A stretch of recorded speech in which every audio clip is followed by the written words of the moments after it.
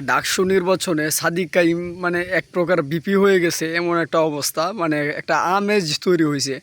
অনলাইনে আমরা দেখতে পারতেছি যে যে শিবির সমর্থিত প্রার্থী সাদিক কাইমকে সবাই সমর্থন করতেছে। এরপরে হচ্ছে আমরা দেখতেছি যে ঢাকা বিশ্ববিদ্যালয় কিন্তু অল্প কিছু দিনের মধ্যে একটা বড় ধরনের অবস্থান নিতে পেরেছে, মানে শিবির। তো সেইখান থেকে সাদিক কায়েমের জনপ্রিয়তা অনেক।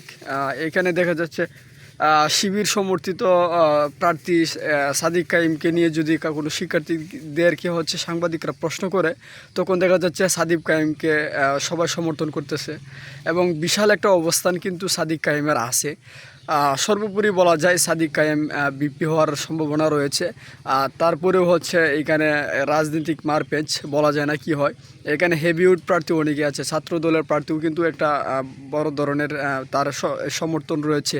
তারপরে হচ্ছে আরেকজন জনপ্রিয় প্রার্থী হচ্ছে জামাল উদ্দিন মোহাম্মদ খালিদ, তারও কিন্তু দীর্ঘদিনের একটা পদচারণা রয়েছে ঢাকা বিশ্ববিদ্যালয়ে। সর্বোপরি দেখা যাক কী হয়। সবার জন্য শুভকামনা, যে হচ্ছে ক্যাম্পাসে ভালো কিছু দিতে পারবে তাকে আল্লাহ তাআলা বিপি হিসেবে কবুল করুক।